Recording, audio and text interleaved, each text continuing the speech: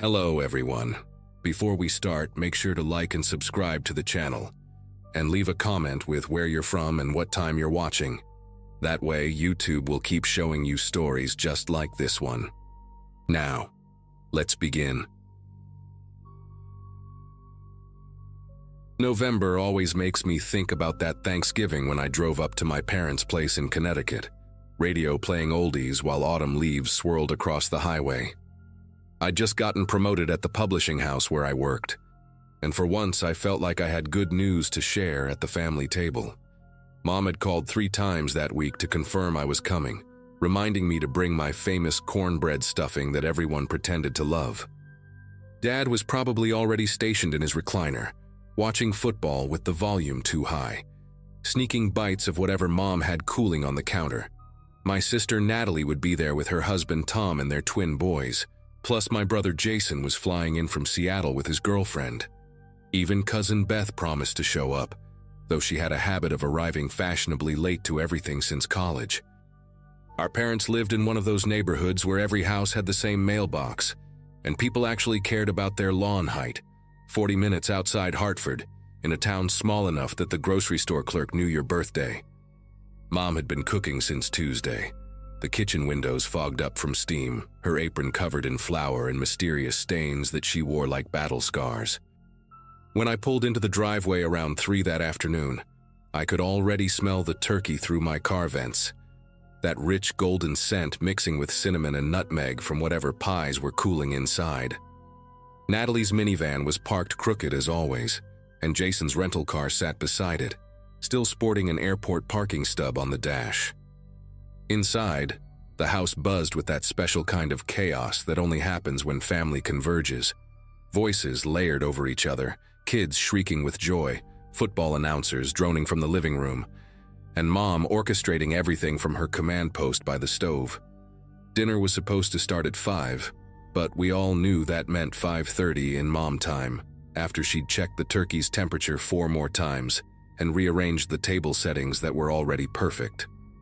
Beth finally showed up around 4:30, breezing through the door with apologies about traffic and a store-bought pie that Mom would politely put on the dessert table next to her homemade ones. We were all catching up in the living room, Jason telling some story about turbulence on his flight, while Tom tried to keep the twins from destroying Mom's coffee table arrangement of ceramic pilgrim figurines she'd had since the 80s. Dad had dozed off in his chair, mouth slightly open, the remote balanced on his stomach, rising and falling with each breath. Everything felt exactly like it should, like every other year, comfortable and predictable in the best way possible. Around 5:15, just as Mom was calling everyone to help carry dishes to the dining room, the doorbell rang. We all kind of looked at each other because everyone was already here, and Mom hadn't mentioned inviting anyone else. Beth jumped up from the couch, saying something about how she forgot to mention she'd invited someone, her voice carrying that nervous pitch it got when she was covering for something. She hurried to the door before anyone could ask questions, and we heard her greeting someone warmly, though her laugh sounded forced, brittle around the edges.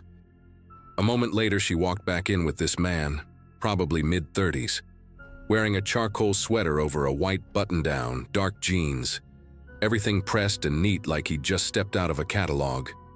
He had one of those faces that was handsome in a forgettable way. Brown hair trimmed short, clean-shaven. The kind of guy you'd pass on the street and never think about again. Beth introduced him as Kyle, and Mom, being Mom, immediately went into hostess mode, welcoming him and insisting he join us for dinner, saying there was plenty of food, which was true since she always cooked for an army. He shook hands with everyone, his grip firm but not trying to prove anything, smiled at the kids without that fake enthusiasm some adults put on, and complimented the house in this quiet, measured way. His voice had this particular quality, not quite monotone but close, like he was reading from a script he'd memorized.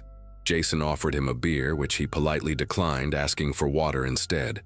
Natalie was already setting another place at the table, and Tom was making small talk about the weather and asking how he knew Beth. Kyle's answers were perfectly normal but weirdly vague, saying they'd met through mutual friends, keeping everything surface level without seeming evasive. We all settled around the dining room table, Mom's good china gleaming under the chandelier she only turned on for special occasions. The turkey golden and magnificent as a centerpiece surrounded by every side dish known to mankind. Dad carved while we passed around mashed potatoes, green bean casserole, cranberry sauce that still showed the ridges from the can just how Dad liked it, and my stuffing that everyone took small portions of to be polite. Kyle sat between Beth and Jason, cutting his food into precise, identical pieces before eating, each bite deliberate and careful. He answered questions when asked but never initiated conversation, and I noticed he kept glancing at the windows, quick little checks like he was timing something. The twins were getting restless, kicking table legs and whining about wanting pie already, while Natalie tried to bribe them with promises of extra whipped cream if they'd just eat 3 more bites of vegetables. That's when I saw it. Just a dark stain on his sleeve when he reached for the salt, spreading from under his cuff maybe 3 inches up his forearm. At first I thought maybe it was sauce or wine, but the color was wrong, too dark, almost black against the gray fabric, and it had that stiff quality fabric gets when something has dried into it. Without really thinking, I asked him what happened to his sweater, pointing at the stain, and the entire table went quiet in that abrupt way that makes your ears ring. Kyle looked down at his sleeve slowly, like he'd forgotten it was there, then pulled his arm back under the table. Beth started to say something about how clumsy he was, always spilling things, but her voice cracked and died halfway through the excuse.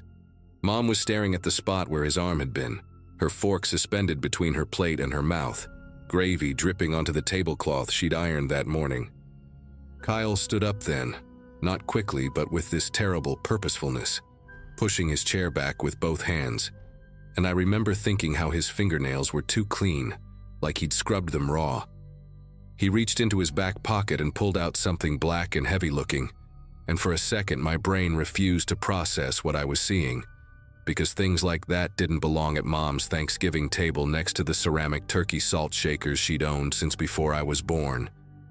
Dad started to stand too, his napkin falling to the floor, saying something about calming down. "Let's talk about this." But Kyle pointed the gun at him without even looking, like it was an afterthought, and Dad sat back down hard enough to make the dishes jump. One of the twins started crying, that hitching, confused sob kids do when they don't understand why the adults are acting wrong, and Tom tried to pull both boys closer, but Kyle made this clicking sound with his tongue, just once, and Tom's hand stopped moving.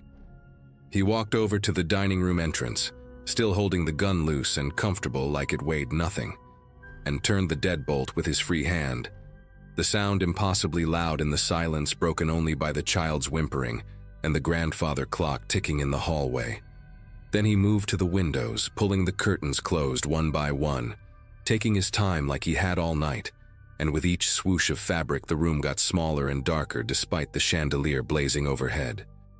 When he turned back to us, his face had changed somehow, not the features but the way he wore them, like he'd finally stopped pretending to be human and let whatever was underneath show through. He told us to put our phones on the table, voice still calm and measured, and we did, our hands moving like we were underwater.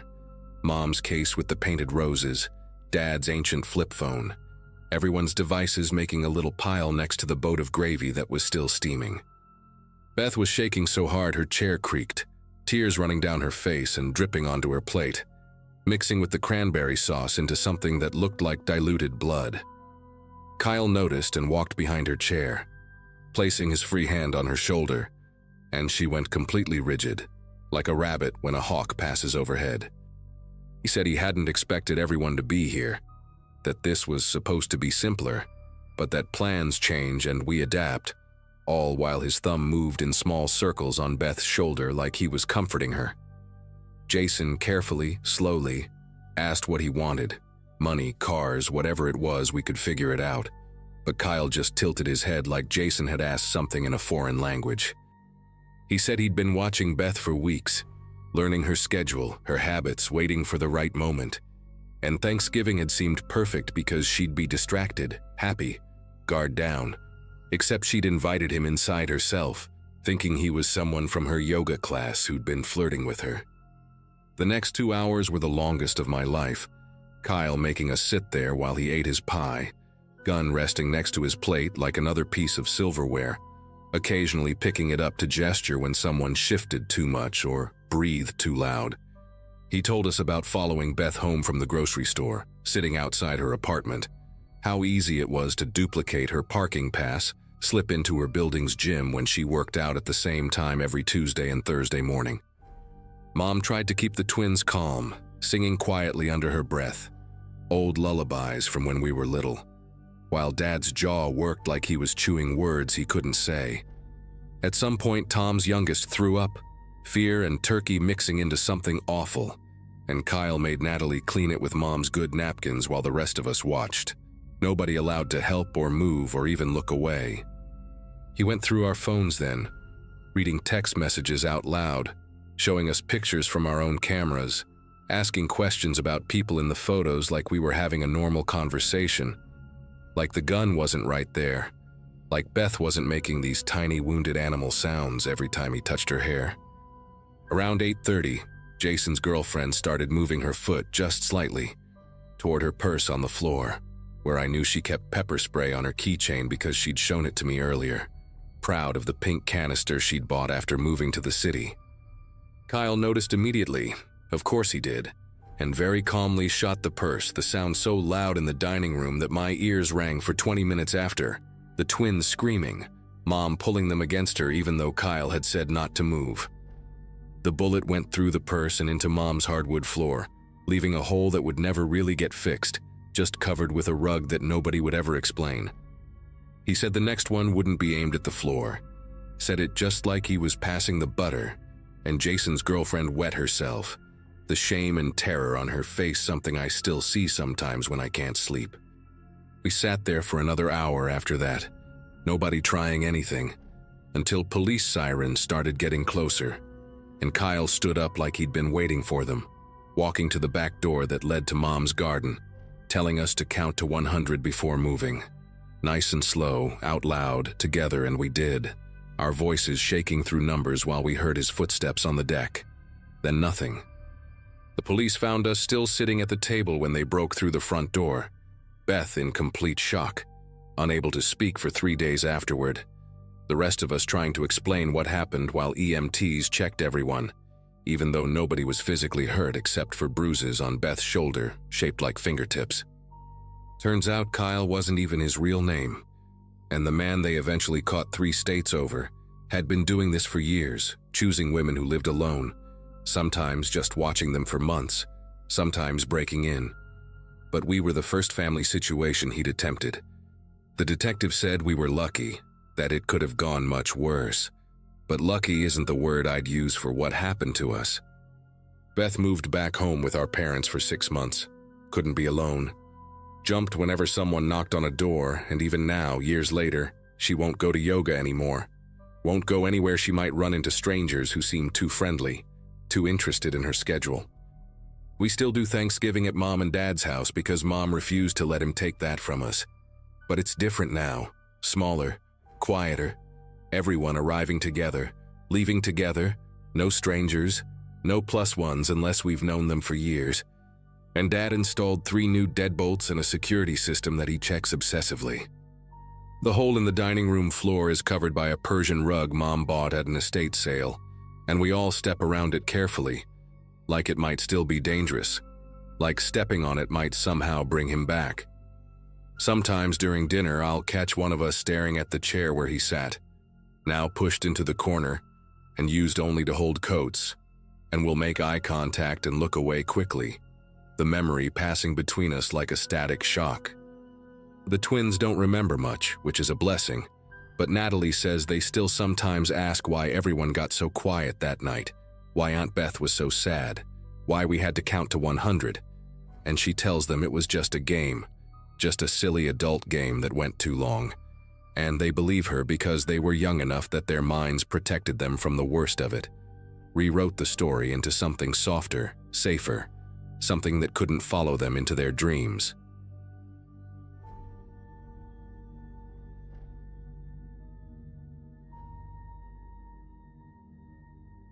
My therapist had been pushing me for months to reach out to my siblings, but sending those Thanksgiving invitation emails felt like swallowing broken glass. 5 years we'd gone without speaking, all because of some stupid fight over Dad's estate that spiraled into something uglier than any of us intended. Carolyn and Bradley had been my best friends once, before lawyers and appraisals and old resentments turned us into strangers. Sitting in my kitchen that October afternoon, I stared at my laptop screen for 20 minutes before finally hitting send on both messages. 2 days later, when Carolyn replied with a simple, "We'll be there," followed by Bradley's "Count me in," I had to lock myself in the bathroom at work to pull myself together. 37 years on this planet, and I was crying in a bathroom stall over a 2-word email.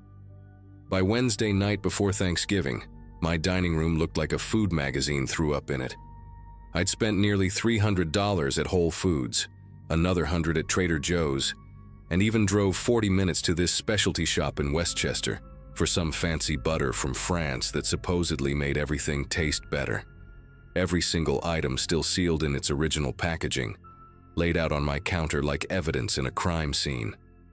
The 22-pound turkey from that organic farm upstate, the pre-made sides with their tamper-proof seals, even the pies came in those rigid plastic containers you need scissors to open. Carolyn was bringing her husband Mark and their daughter Ashley, who I hadn't seen since she was 9 and missing her front teeth. Bradley would come alone, his divorce papers barely 2 months old, probably dreading the questions everyone would carefully not ask. Thanksgiving morning arrived with one of those crisp blue skies that made you grateful to be alive, and I was up at 6, too anxious to sleep any longer. The turkey went into the oven first, still in its original packaging until the very last second when I transferred it to the roasting pan. I actually took a photo of the sealed package before opening it, some paranoid part of me wanting proof that everything started out fine. The kitchen filled with that gorgeous smell of roasting bird and herbs, and for a few hours, I let myself believe this would work. I kept checking my phone, waiting for last-minute cancellations, but the family group chat stayed quiet, except for Carolyn sending a thumbs-up emoji when I texted that dinner would be at 4 sharp. They arrived within minutes of each other, which felt staged somehow, like they'd coordinated in the driveway to avoid any awkward one-on-one time. Ashley had grown into this stunning young woman with her mother's cheekbones and her father's quiet confidence, giving me a genuine hug that nearly broke me all over again. Bradley looked thinner, worn down in that specific way divorce carves into people, but he brought flowers, yellow roses like Mom used to grow. We all danced around the elephant in the room with remarkable skill, talking about traffic and weather, and Ashley's college applications, while I ferried dishes from kitchen to dining room. Mark helped carve the turkey, making some joke about his surgical precision from years of fishing, and for about 30 beautiful minutes, we felt like a family again. We were halfway through the meal when Carolyn's fork clattered onto her plate. She pressed her hand against her chest, her face draining of color so fast it looked like someone was adjusting the contrast on a TV screen. Mark was asking if she was okay when she pitched forward, her face nearly landing in the mashed potatoes before he caught her shoulders. Ashley screamed, that sharp teenage pitch that cuts through everything, and I was already reaching for my phone when Bradley made this horrible gasping sound. He stood up, knocking his chair backward, clutching at his throat like something was stuck, but nothing was there.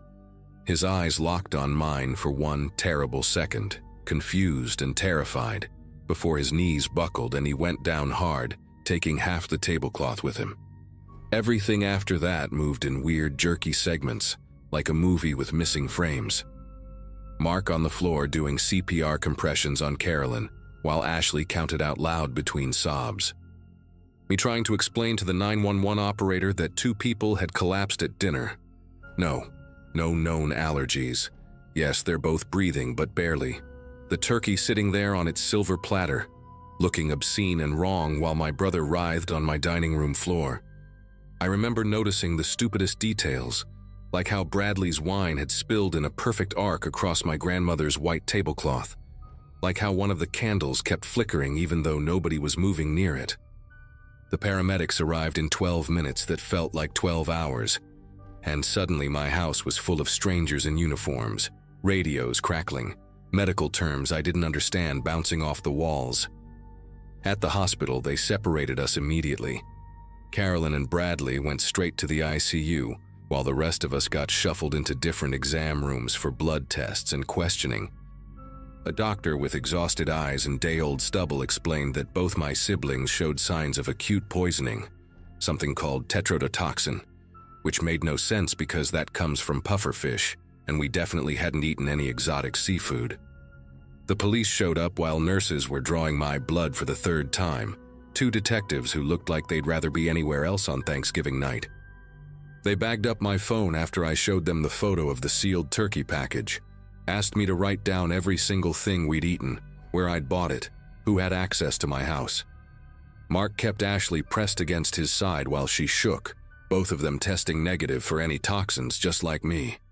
The detective, a woman named Ramirez with silver streaking through her black hair, drove me back to my house around midnight to collect the food evidence. My dining room looked like a scene from those true crime shows Ashley was always watching. Abandoned plates with half-eaten food, Bradley's chair still tipped over, that wine stain already setting into the fabric.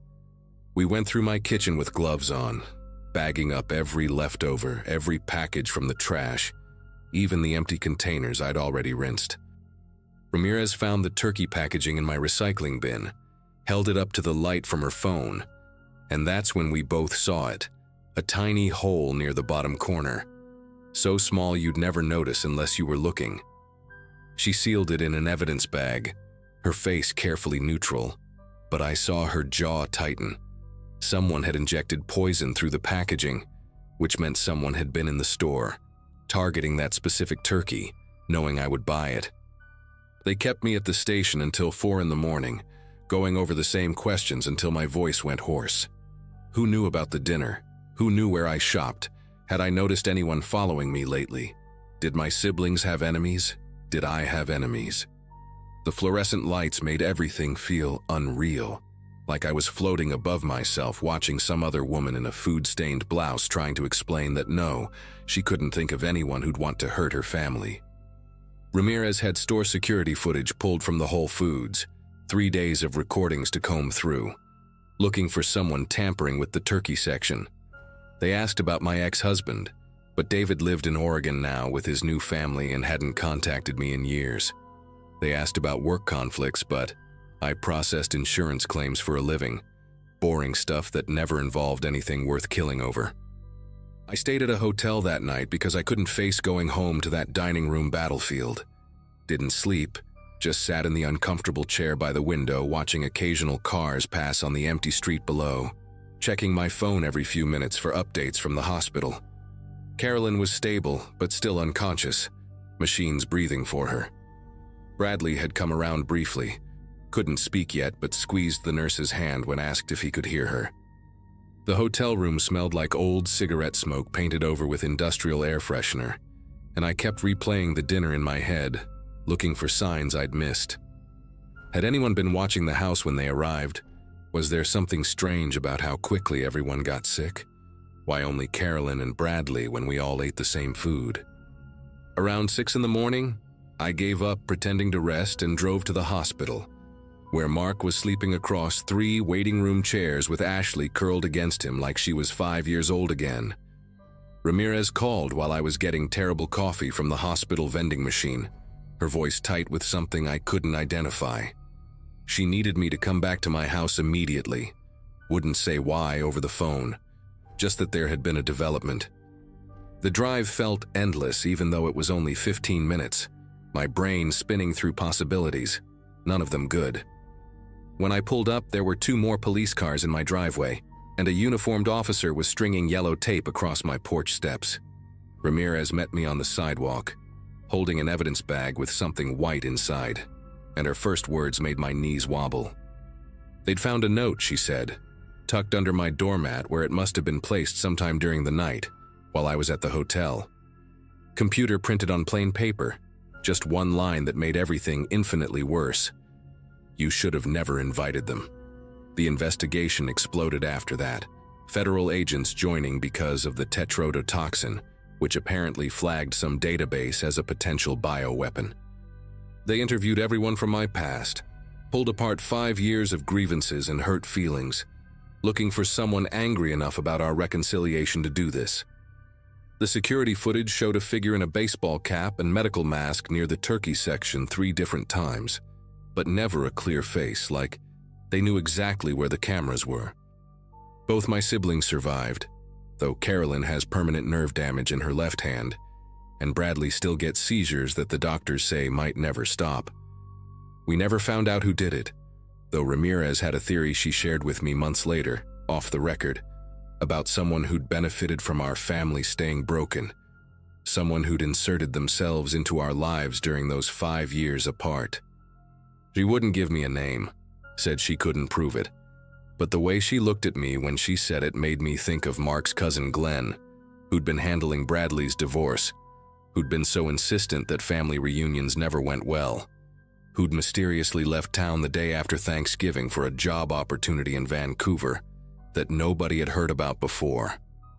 The strangest part came 6 months later, when I was finally cleaning out that dining room properly, pulling up the ruined carpet where the wine had soaked through. Underneath, wedged between 2 floorboards, I found a USB drive that definitely hadn't been there when we renovated 3 years earlier. My whole body went cold when I plugged it in and found a single video file, timestamped from the morning of Thanksgiving. It showed my kitchen, filmed from an angle that meant someone had been inside my house, had installed a camera somewhere I never found. In the video, you could see me preparing everything, but more importantly, you could see someone else, someone in dark clothes and a ski mask entering through my back door with a key I didn't know existed. They went straight to my refrigerator, knew exactly which turkey was mine, and spent less than 30 seconds injecting something through the packaging before leaving. The figure's height, build, the way they moved, it was definitely a woman, and she had a distinctive scar on her right hand that looked fresh, maybe 6 months old. I gave the USB to Ramirez immediately, and within hours, they'd arrested Glenn's girlfriend, a woman named Veronica who'd been a lab technician at a pharmaceutical company until she got fired the previous year for stealing controlled substances. Turns out Glenn had been skimming money from Bradley's divorce settlement, nearly $40,000, and when he heard about our Thanksgiving reunion, he panicked that we'd compare notes and figure it out. Veronica confessed to everything in exchange for a plea deal, 25 years instead of life. She'd been promised half the money Glenn had stolen, thought she was just going to make everyone sick enough to ruin the dinner, claimed she didn't know the dose would be nearly fatal. Glenn got 40 years, no parole. The prosecutors said he'd been planning it since October, the moment I'd sent those invitation emails. He'd installed that camera during a friendly visit to check on me, copied my spare key, tracked my shopping patterns through my credit card statements he could access through the divorce proceedings. The USB drive was Veronica's insurance policy, hidden in my house in case Glenn tried to pin everything on her. These days, Carolyn and Bradley and I have dinner together every Sunday, no exceptions. Always at restaurants where we can see the kitchen, always ordering different dishes, never sharing food. We don't talk about that Thanksgiving anymore, but we also don't let each other out of sight for very long. And honestly, that's the only good thing that came from almost losing everything. We remembered that staying angry is a luxury you can only afford when you're certain you'll have another chance to make things right.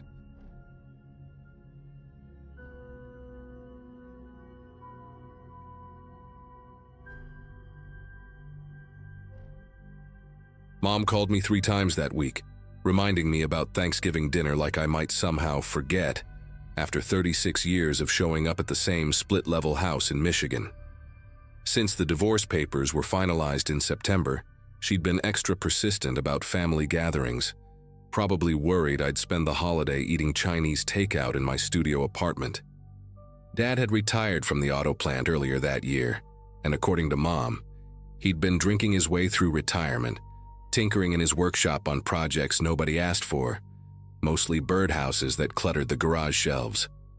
Uncle Frank would be there, of course, Dad's younger brother who owned a plumbing company 2 towns over, and never missed a chance to drink Dad's beer while complaining about millennials ruining the trades. Pulling into the driveway that afternoon, I noticed the Lions flag on the porch had faded to almost pink, and through the kitchen window, steam from Mom's cooking fogged the glass, same as every year since I could remember.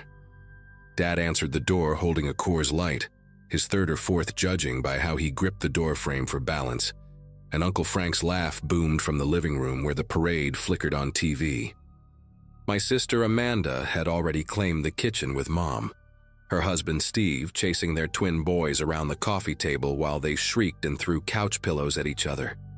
Amanda shot me a look that said she'd been dealing with this chaos all morning, stirring gravy while Mom basted the turkey for the 100th time, both of them moving around each other with practiced efficiency. The house smelled exactly like childhood, sage and butter, and that specific brand of coffee Mom only bought for holidays. And I grabbed a beer from the fridge, settling into the worn spot on the couch while Dad and Frank argued about whether Detroit would make the playoffs.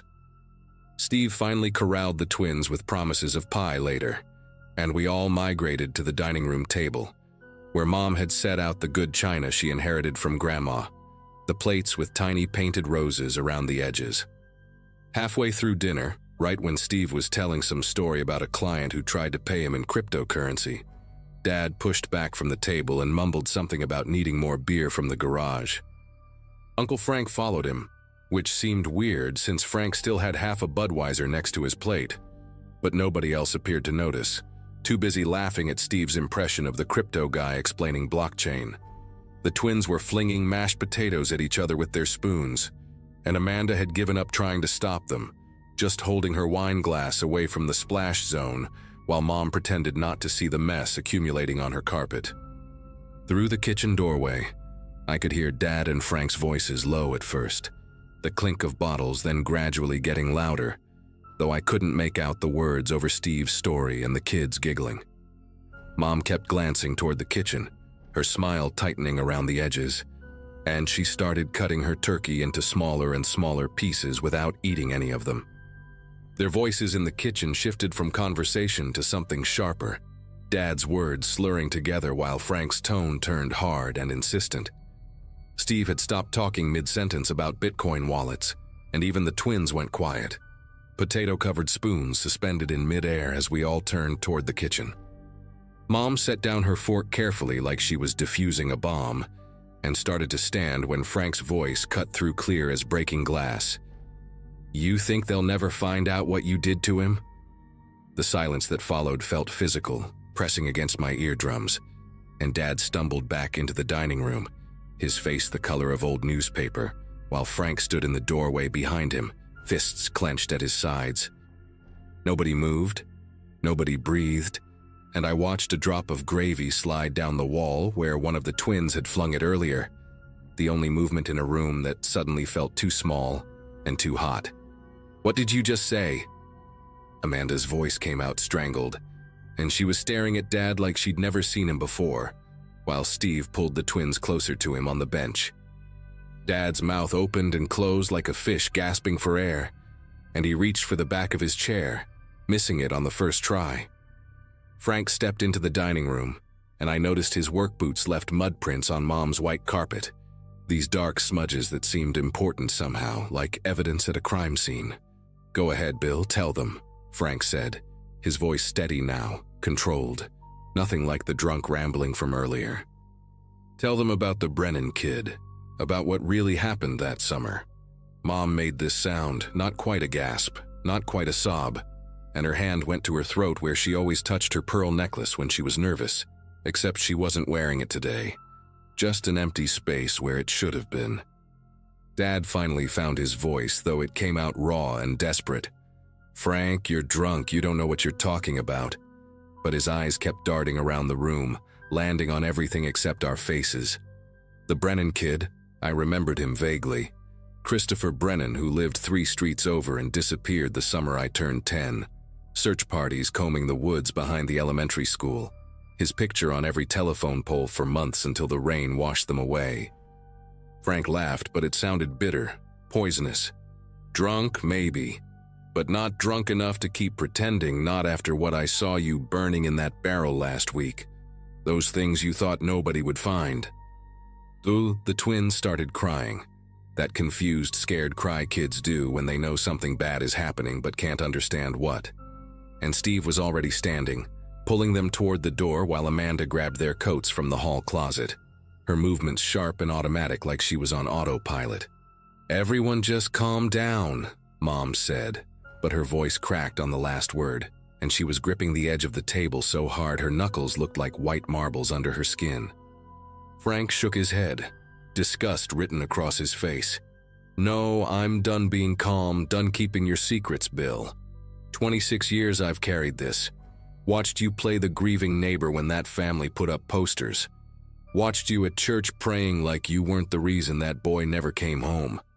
Dad lunged at Frank then, this clumsy, desperate swing that Frank easily stepped away from, and Dad crashed into the china cabinet, Mom's good plates rattling on their stands.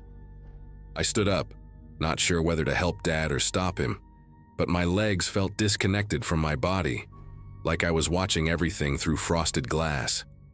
Amanda had already left with Steve and the kids, the front door hanging open, cold November air rushing in and mixing with the smell of abandoned turkey and spilled wine.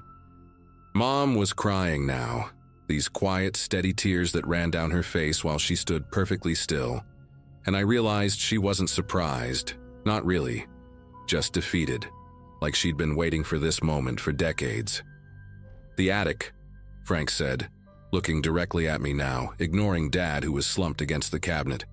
"Check the attic, behind the Christmas decorations, in that old steamer trunk he thinks nobody remembers. He couldn't bring himself to destroy everything."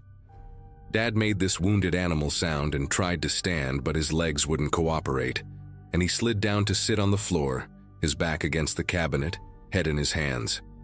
Frank walked past him toward the door, pausing to look back at Mom. "I'm sorry, Diane, but I couldn't watch him teach those twins how to fish in the same spot anymore. Couldn't pretend." Then he was gone, and it was just the three of us in that dining room that suddenly felt like a crime scene. The good china still set out like props in a play nobody wanted to finish. I don't remember making the decision to go upstairs, but suddenly I was pulling down the attic ladder, the hinges screaming in protest like they always did, that sound that used to terrify me as a kid because I thought it was ghosts. Mom had followed me, moving like a sleepwalker, while Dad stayed downstairs and I could hear him mumbling to himself, the words blurred and meaningless. The attic smelled like mothballs and old insulation, that thick, dusty air that coats your throat, and I had to duck under the beams using my phone's flashlight to navigate past boxes labeled in Mom's neat handwriting. Baby clothes, wedding, school papers.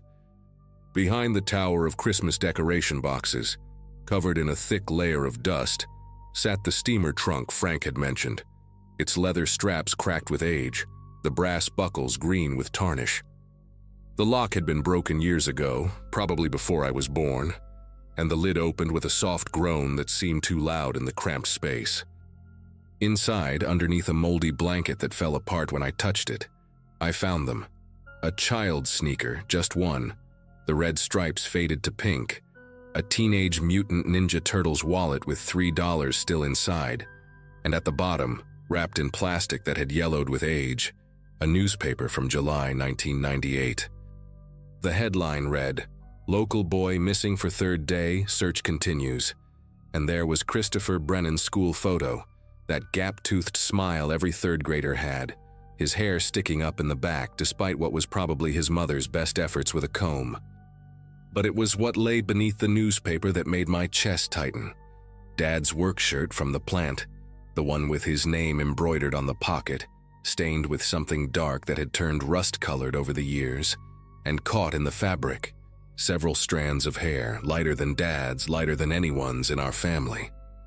Mom stood behind me, her breathing shallow and quick, and when I turned to look at her, she seemed to have aged 10 years in 10 minutes, her face gray in the dim light from my phone. "I always wondered," she whispered, and it wasn't clear if she was talking to me or herself, why he insisted on moving Christopher's bike from the garage to the shed that night, why he spent hours cleaning his truck when it wasn't even dirty. She reached past me and picked up the wallet, turning it over in her hands like it might dissolve, and I saw her shoulders start to shake. Frank tried to tell me something was wrong back then, but I didn't want to hear it. Didn't want to believe that the man I married, the father of my children. She trailed off, unable to finish the thought. We could hear sirens in the distance getting closer, and I realized Frank must have called them after he left. Must have finally decided that 26 years of silence was enough. I helped Mom down from the attic, both of us moving like we were underwater, every step requiring enormous effort. Dad was gone from the dining room, but his car keys still sat on the counter, so he couldn't have gotten far. Probably hiding in his workshop with those stupid birdhouses, surrounded by the tools he'd used for God knows what. Mom called Amanda, her voice surprisingly steady as she told her not to come back, to take the boys somewhere safe for the night. And I could hear Amanda crying on the other end, asking questions Mom couldn't answer. The police arrived within minutes, 2 cruisers and an unmarked car, and they sealed off the house like something from a TV show, yellow tape across the door, evidence bags for everything in that trunk. They found Dad in the workshop like I'd guessed, passed out next to a half-empty bottle of whiskey, sawdust in his hair, and they took him away in handcuffs while the neighbors watched from their windows, probably thinking this was about drunk driving or a domestic dispute, having no idea that they'd been living next to a monster for decades. Mom went to stay with her sister in Ohio, couldn't bear to sleep in that house again, and I drove back to my apartment in a daze, the radio playing holiday music that sounded like it was coming from another planet. The Brennan family finally got their answers, though I'm not sure if that made things better or worse, and Dad's trial starts next month, though his lawyer is already talking about diminished capacity, about how alcohol destroyed his judgment that night so long ago. Mom filed for divorce, sold the house to a young couple who didn't care about its history, just saw a good deal in a nice neighborhood, and that Lions flag probably still hangs from the porch, faded and forgotten, like nothing ever happened there at all.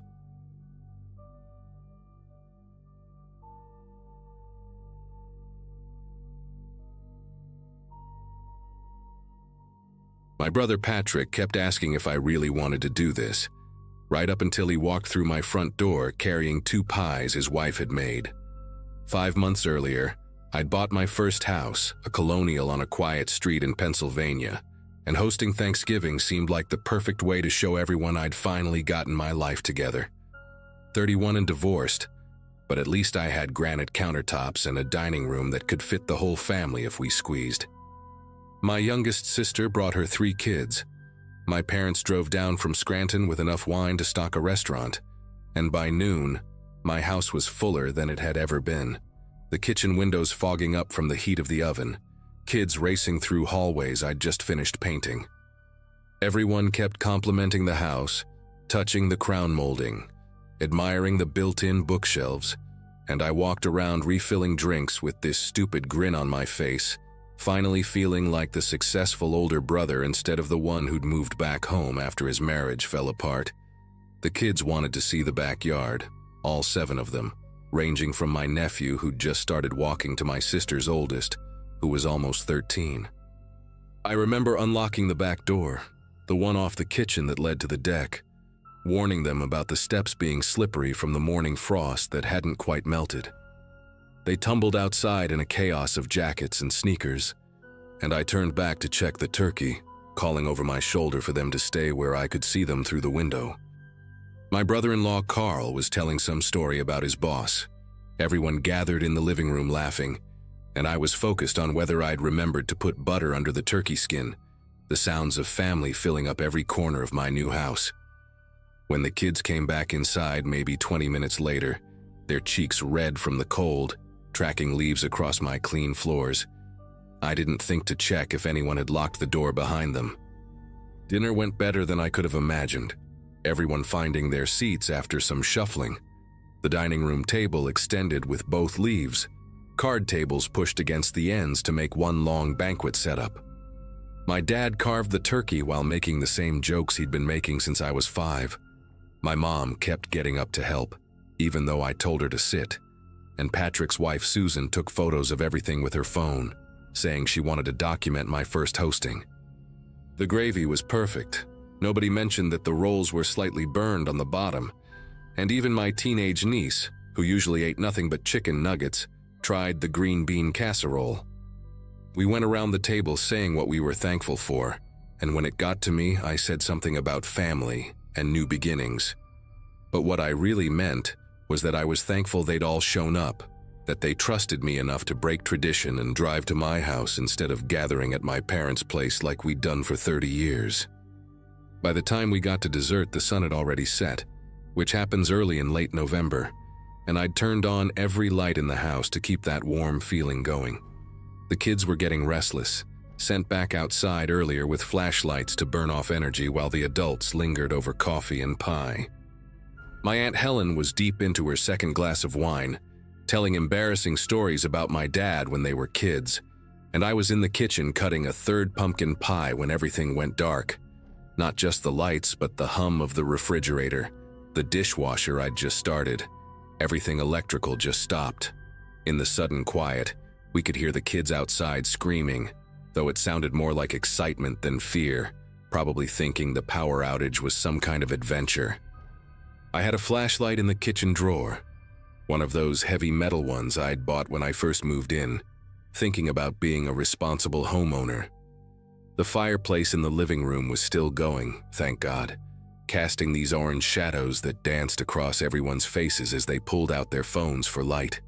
Except none of the phones were working right. The screens lighting up but showing no signal, no Wi-Fi, like we'd been cut off from everything beyond these walls.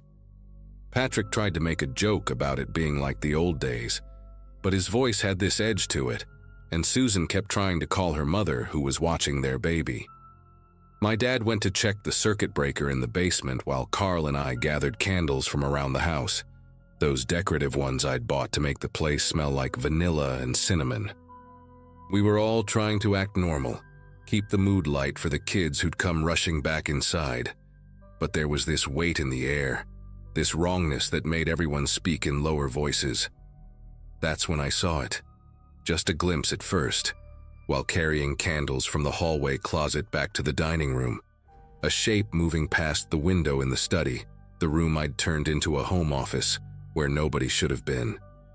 My first thought was that one of the kids had wandered in there, maybe looking for something to do without their tablets working. But all 7 of them were in the living room, huddled around the fireplace while my mom told them stories. I stood there in the doorway counting them again. Owen, Madison, all of them accounted for. And when I looked back toward the study, the door was slightly open, though I knew I'd closed it that morning after wrapping the last of the presents I'd hidden in there. The smart thing would have been to say something right then, get everyone together, but I didn't want to ruin everything. Didn't want to be the paranoid divorced guy who panics over shadows at his first family gathering. I walked down the hallway, each floorboard creaking under my weight, sounds I'd never noticed before when the house was full of electrical humming and family noise. The study door was definitely open now, maybe 6 inches, and through the gap I could see the curtains moving, even though the windows were closed.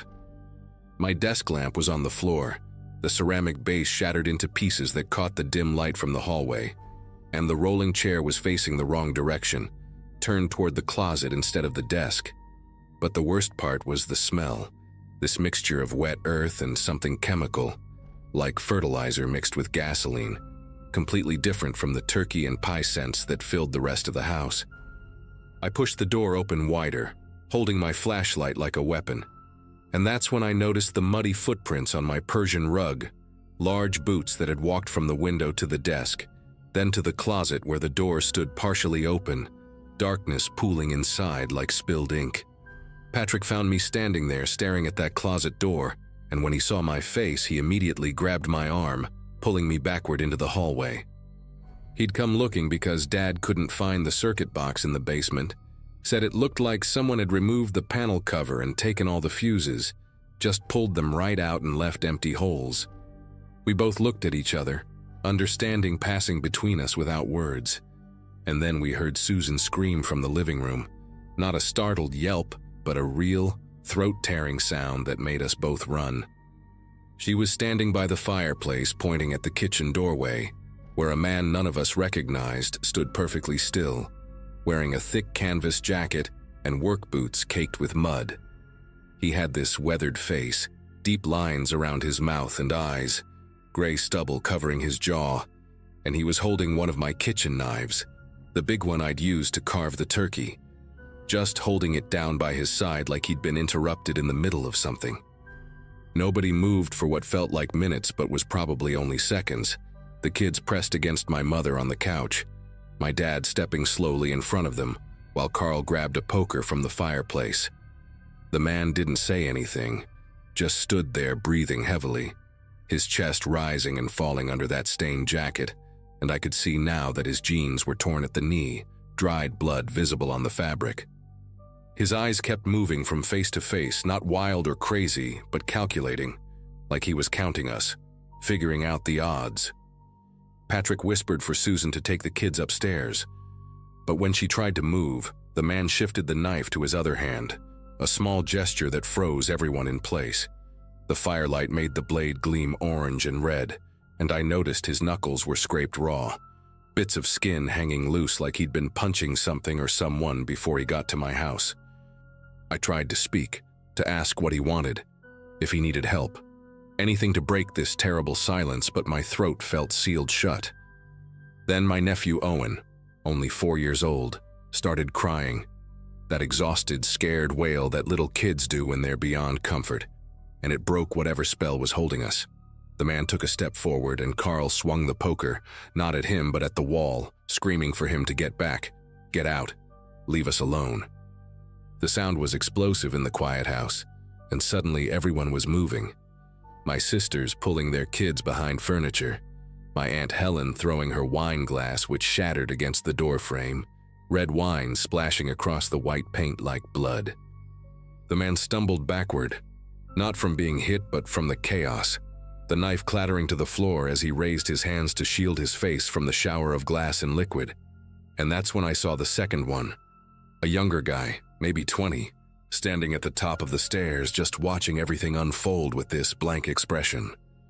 The younger one started down the stairs, taking them 2 at a time, and Patrick grabbed a brass candlestick from the mantel, shouting at him to stop. But he kept coming. My dad, 67 years old with a bad hip, charged at the older man who was still recovering from Helen's wine glass attack, tackling him into the wall, with a sound that shook picture frames off their hooks.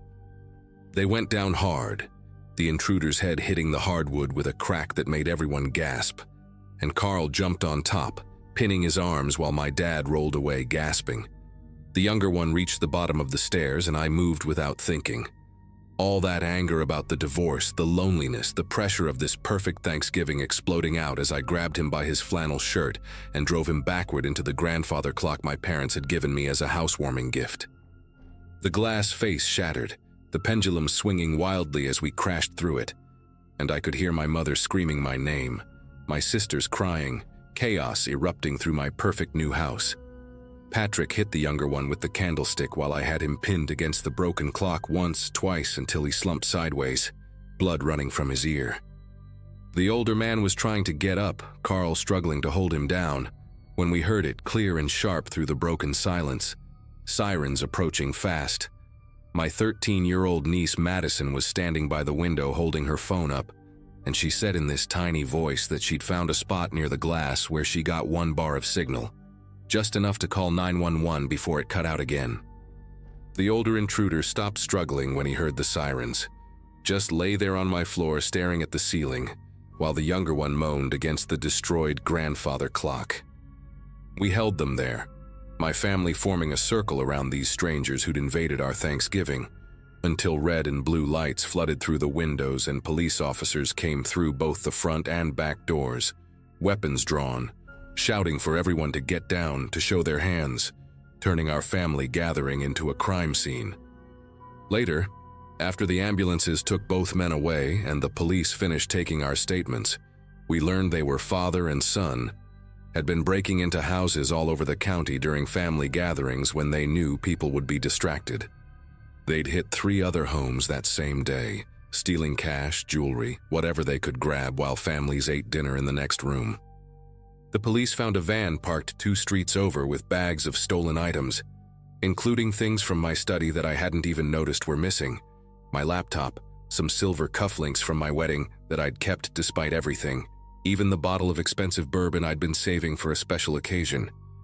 The cops said we were lucky, that usually these guys were in and out without anyone knowing, but something had gone wrong with their plan. Maybe they'd gotten greedy or lost track of time. And when the power went out, when we all started moving around with flashlights and candles, they'd gotten trapped in the house with us. We spent the rest of the night at Patrick's place, nobody wanting to stay in my house with the blood on the floors, the broken clock, the wine stains on the walls that looked like violence itself. The kids were remarkably okay, treating it like some wild adventure they'd survived, already making up stories about how brave they'd been. My dad's hip was bruised but not broken. Carl had cuts on his hands from the struggle, and I couldn't stop pacing, couldn't stop thinking about that unlocked back door, how easily everything had turned from celebration to nightmare. But here's the thing nobody talks about when something like this happens. We were closer after that night than we'd ever been before, bonded by something deeper than blood or tradition. We still do Thanksgiving together every year, but now we rotate houses and everyone triple checks the locks, and we laugh about things that aren't really funny, like how Aunt Helen's wine-throwing arm should be in the major leagues, or how Madison saved us all with 1 bar of cell signal. We never found out why the phone stopped working or who cut the power. The police said the intruders denied doing it, but it doesn't matter now. What matters is that we survived it together, that my first Thanksgiving in my new house became the story we'll tell forever. The year we fought back, the year we discovered what family really means when everything goes dark.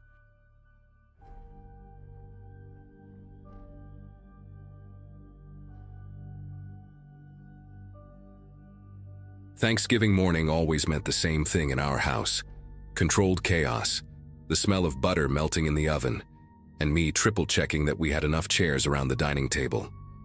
My in-laws were flying in from Arizona that year, November 2016, and Greg left before sunrise to pick them up from Newark. Their flight was supposed to land at 7 in the morning, which meant he'd be back by 9:30, maybe 10 if traffic was bad. I remember standing in the doorway in my pajamas, watching his taillights disappear down our street in Trenton, New Jersey. He kissed my forehead, told me to start the turkey without him, and promised he'd call when he got his parents. That was the last normal moment I had, the last time everything made sense. I went back inside, put on coffee, and started prepping the sweet potatoes, completely unaware that my entire life was about to shatter into a million pieces I'd never be able to put back together. By 11 o'clock, I started getting annoyed. Greg hadn't called, and neither had his parents. I tried his cell 3 times and it went straight to voicemail, which wasn't unusual since he sometimes forgot to charge it overnight. But his mom, Barbara, she always had her phone on, always. When I called her and got her voicemail too, I figured maybe their flight was delayed and everyone was stuck in some dead zone at the airport. I texted Greg a few times, asking for updates, telling him the turkey was in, and asking if his dad still wanted the cranberry sauce with the orange zest or the regular kind. Stupid details that felt so important then. By noon, my sister Jenna came over to help with the cooking, and she could tell something was wrong. I kept checking my phone every 30 seconds, refreshing my messages, pacing between the kitchen and the living room window like I'd see his car pull up any second. Jenna tried to calm me down, said maybe they stopped for breakfast. Maybe there was an accident on the turnpike and traffic was backed up for miles. But I knew Greg. He would have found a way to call. He always did. Around 1 in the afternoon, I finally called the airline directly.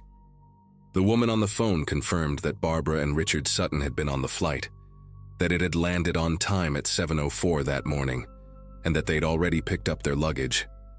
My heart was hammering so hard I could barely hear her. If they'd landed, if they'd gotten their bags, then where were they? Where was Greg? I called Barbara's cell again, and when it went to voicemail for the 6th time, real panic set in.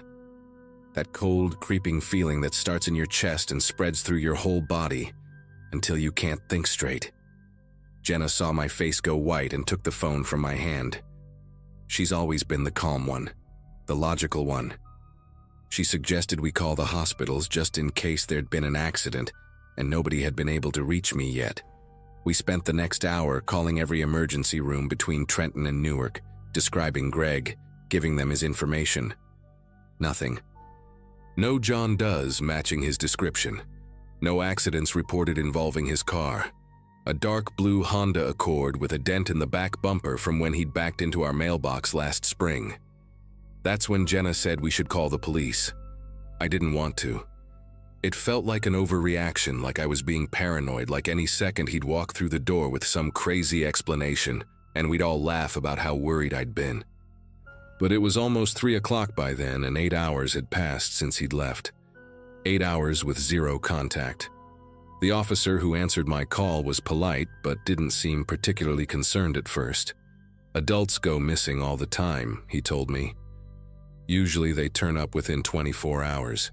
He took down Greg's information, the make and model of his car, his license plate number. He asked if we'd been fighting, if there was any reason Greg might have wanted to take off for a while. I almost laughed at that. Greg wasn't the type to just disappear. We'd been married for 6 years, together for 9. He was a software engineer who color-coded his calendar and set reminders for everything. He didn't do spontaneous. The officer said he'd put out a bulletin for the car and told me to call back if I didn't hear anything by morning. Morning felt like a lifetime away. By 4 o'clock, Barbara and Richard still hadn't answered their phones, and I was losing my mind. Jenna suggested we drive to the airport ourselves, see if maybe they were still there, confused or waiting. It was a desperate idea, but I was desperate. We got in her car and drove to Newark, and the whole way there I kept imagining scenarios. Maybe Greg's phone had died, and he'd borrowed someone else's but didn't know my number by heart. Maybe there'd been some miscommunication about which terminal. Maybe his parents had missed their flight after all, and the airline had given me wrong information. When we got there, we went straight to the baggage claim area for their airline. We asked everyone, security guards, airline staff, janitors. Nobody had seen Greg or his parents. We checked the parking garage, walking up and down the aisles looking for his car, and it wasn't there either. On the drive back home, neither of us said much. The sun was setting, the sky turning that dark orange color that usually made me feel peaceful. But that night, it just felt wrong. Everything felt wrong. When we pulled into my driveway and I saw the house with all the lights on and the half-prepared Thanksgiving dinner sitting on the counter, I finally broke down. Jenna held me in the passenger seat while I sobbed, my whole body shaking with the kind of fear I'd never felt before. The police showed up at my house around 8 that night. 2 detectives, a man and a woman, both wearing plain clothes and serious expressions that made my stomach twist into knots. They introduced themselves as Detective Mills and Detective Vasquez. They wanted to know everything, so I walked them through the entire day, every detail I could remember. What time Greg left, what he was wearing, a gray Rutgers hoodie and jeans, what route he would have taken to the airport, whether he'd seemed upset or distracted that morning. He hadn't. He'd been completely normal, excited even, talking about how his dad would probably want to watch football after dinner. They asked about our relationship, our finances, whether Greg had any enemies or problems at work. The questions felt invasive, almost accusatory, like they were implying Greg had chosen to leave. I kept telling them he wouldn't do that. He wasn't that kind of person, but I could see the doubt in their eyes. Detective Vasquez asked if I had a recent photo of Greg, and I pulled up one on my phone from 2 weeks earlier. The 2 of us at a friend's wedding, him in a navy suit with his arm around my waist, both of us smiling. She studied it for a long moment before asking if she could send it to herself. That's when it really hit me. They were looking for him. My husband was officially a missing person. The next morning, I woke up on the couch where I'd finally passed out around 3 in the morning, still wearing the same clothes from the day before. For about 5 seconds, I thought maybe it had all been a nightmare. Then I saw Jenna asleep in the armchair across from me, still in her jacket, and reality came crashing back. My phone had 11 missed calls, 3 from Detective Mills, 2 from numbers I didn't recognize, and 6 from Greg's work. I called Mills back immediately, and what he told me made everything so much worse. They'd found Greg's car. It was at a gas station off Route 1 in New Brunswick, about 20 miles from our house and nowhere near the route to Newark Airport. The car was locked, keys still in the ignition, his wallet on the passenger seat with all his credit cards and $200 in cash still inside. His phone was there too, completely dead. The gas station owner had noticed the car in his lot around noon on Thanksgiving and figured someone would come back for it, but when it was still there Friday morning, he'd called it in. Mills said they were pulling the surveillance footage from the gas station and would be in touch. He told me to stay home, stay by my phone, like I could do anything else. Detective Mills called me back 3 hours later, and his voice sounded different, tighter, more urgent. They'd reviewed the footage from the gas station, and he needed me to come down to the station to look at it. Jenna drove me there, and the whole way I felt like I was going to throw up. When we got to the police station, they brought me into a small room with a computer monitor. Mills warned me that what I was about to see might be upsetting, but that they needed me to watch carefully, see if I recognized anyone. He pressed play. The footage was grainy, black and white, timestamp showing 6:42 in the morning on Thanksgiving. I watched Greg's car pull up to pump number 4. I watched him get out, scan his credit card, start pumping gas. He was on his phone, probably checking the time or his parents' flight status. Then, about 2 minutes in, a man approached him.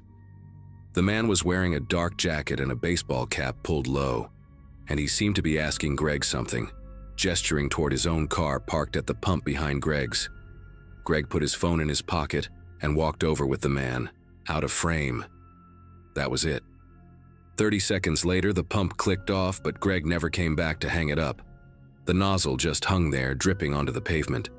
His car sat there, door still open for the rest of the footage. He never came back. I must have watched that footage 20 times, trying to see something, anything that would help. The man's face was completely obscured by the cap and the angle of the camera. You couldn't see a license plate on his car either, just that it was a light-colored sedan, maybe white or silver. Detective Vasquez asked if the man looked familiar, if Greg had mentioned meeting anyone that morning, if he'd seemed nervous about anything lately. I had nothing to give them. Greg hadn't mentioned anything unusual.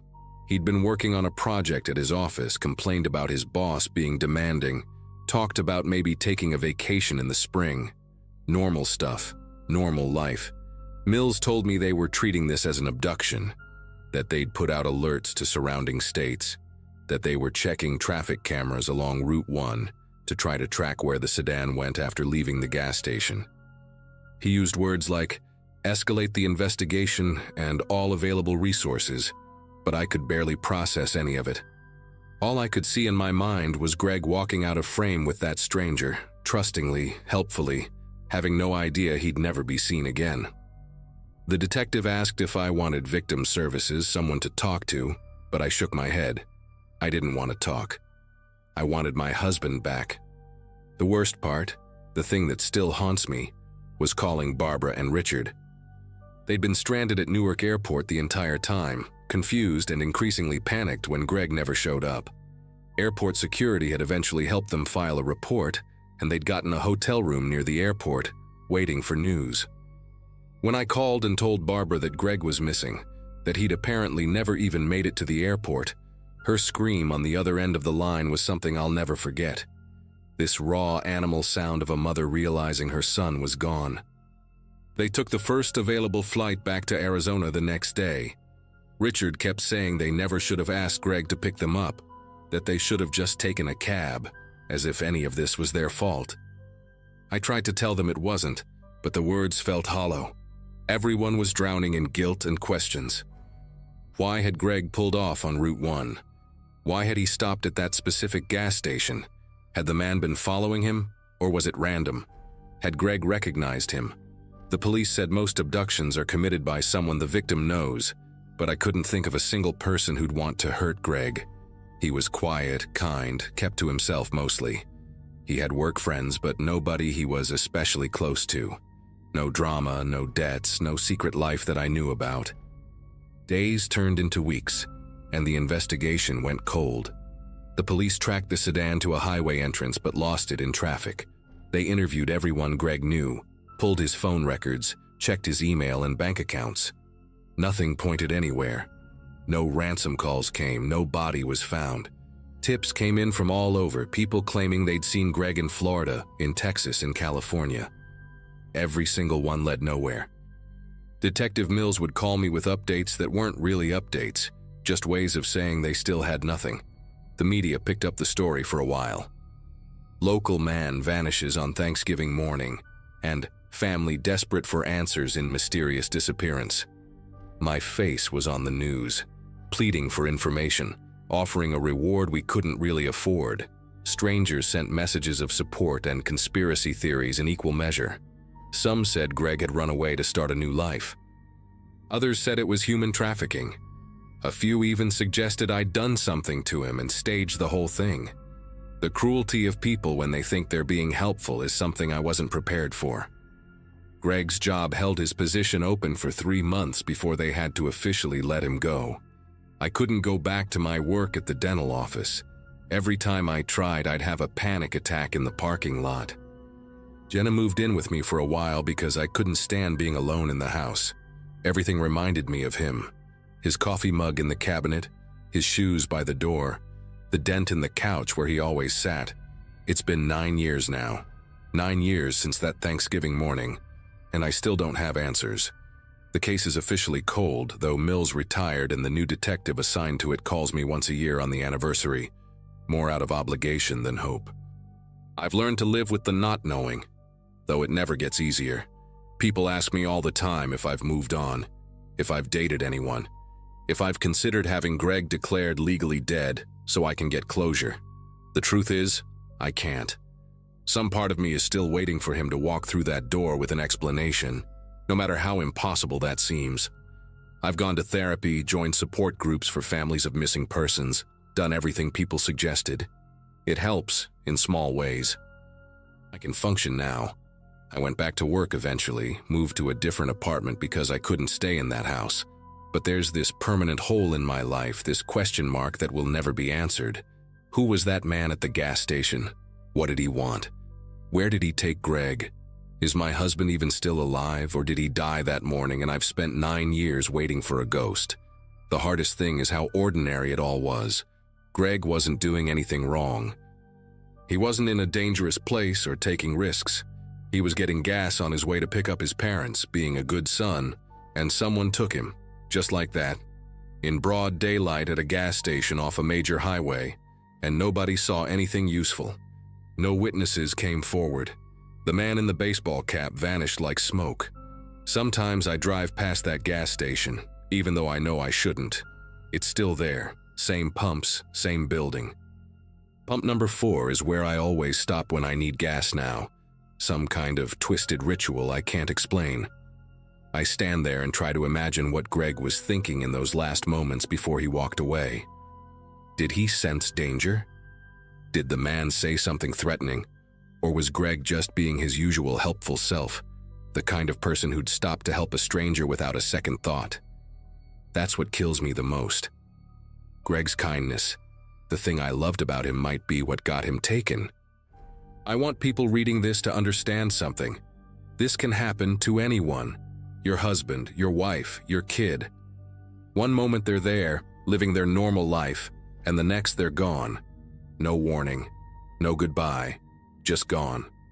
And you're left with nothing but questions and security footage that shows the exact moment your entire world ended.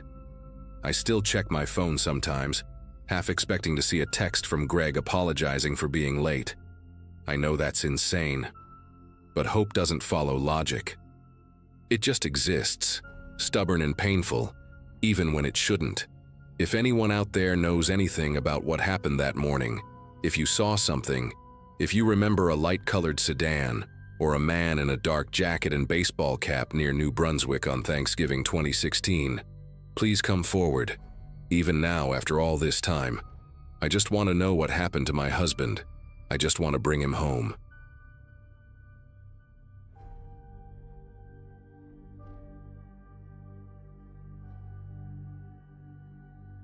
I hadn't been home for Thanksgiving in 6 years. Not since Dad passed away in that car accident on Interstate 95, the one that made the local news because of how sudden it was. Mom had been calling more frequently lately, her voice getting smaller each time, and my sister Emily kept sending these guilt-trip texts about how Mom was cooking for just herself now. I caved in October, booked the flight from Denver to Boston, and tried not to think too much about why I'd stayed away so long. The house looked exactly the same when I pulled into the driveway. That white colonial with the green shutters on Birch Road, except the garden Mom used to obsess over had gone wild, roses climbing up the mailbox like they were trying to escape. Dinner started normal enough. Emily brought her husband Kevin and their twin boys, who immediately ran upstairs to what used to be my bedroom. Mom had made her usual spread: turkey that was slightly dry, stuffing with too much sage, the cranberry sauce from the can that Dad always insisted on. We were doing that awkward thing families do when they haven't been together in years, talking about nothing important, when Mom suddenly went quiet in the middle of describing her book club. She was looking at Emily with this strange expression, something between panic and warning, and then she said it. "Did you remember to bring those old photo albums from the room downstairs? I thought maybe the boys would like to see them." The temperature in that dining room seemed to drop 10 degrees. Emily's fork clattered against her plate. Kevin stopped chewing. Even the twins got quiet upstairs, like the whole house was holding its breath. "What room downstairs?" I asked, trying to keep my voice casual, but I could hear how sharp it came out. Mom's face went pale, that papery white that made all her freckles stand out like spots on old parchment. Emily shot her this look, the kind of look that said, "Shut up, abort mission. We talked about this." "Oh, I just meant the basement," Mom stammered, reaching for her wine glass with a hand that trembled enough to make the liquid shimmer. "You know how I get confused sometimes. The basement storage area, that's all." But I'd lived in that house for 18 years before college, and my mother had never, not once, called the basement anything except the basement. She was sharp as a tack, did the newspaper crossword in pen every morning, never forgot a birthday or a doctor's appointment. Kevin cleared his throat and started talking loudly about some football game, and Emily jumped in with something about the twins' school play, and just like that, everyone was pretending that moment hadn't happened. I couldn't let it go.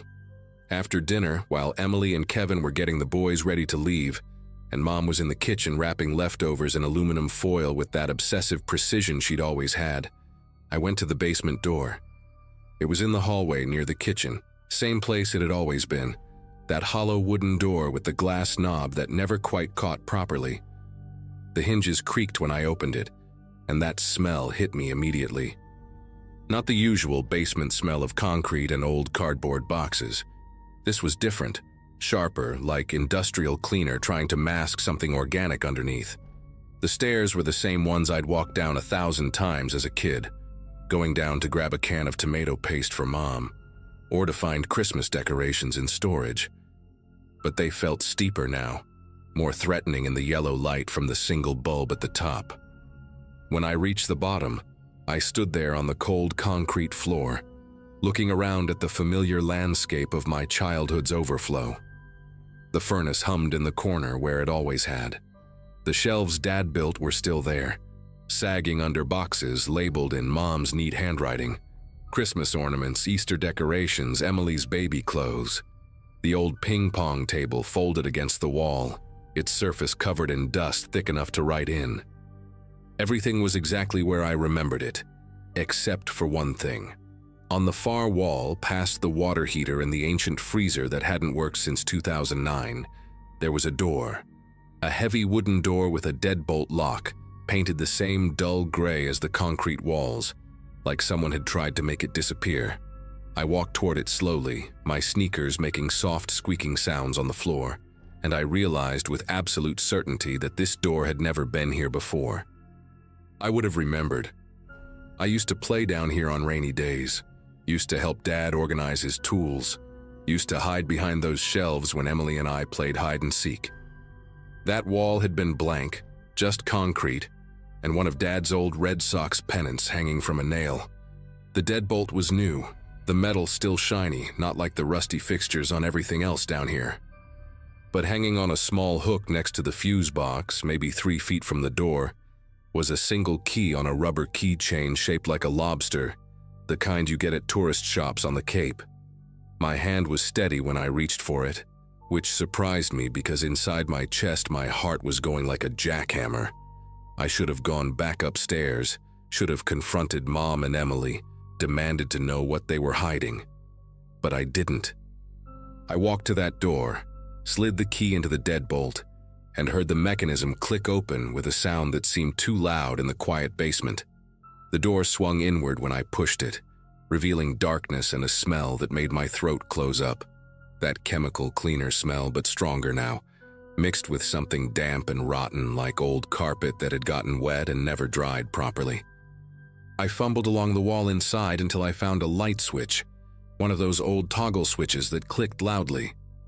A bare bulb flickered on, weaker than the one lighting the main basement, casting everything in sickly yellow shadows. The room was smaller than I expected, maybe 10 feet by 12, with concrete walls and floor just like the rest of the basement. But this wasn't storage. There was a metal frame bed pushed against one wall, just the frame with no mattress, and bolted to the floor near the foot of it were 2 heavy chains, the kind you might use to secure a boat or tow a truck. The ends had thick metal cuffs, hinged and lined with something that might have been rubber once but was now cracked and stained dark. On the opposite wall, someone had installed metal brackets, the kind used for shelving, but there were no shelves. Just the brackets positioned at different heights like measurement marks. A folding chair sat in the corner, and on it was a spiral notebook, the cover water-damaged and warped. My legs felt disconnected from my body as I walked to that chair, picked up the notebook with fingers that didn't seem like mine. The first few pages were grocery lists in Mom's handwriting, completely normal, milk and bread and chicken breasts. Then the list stopped, and there were dates.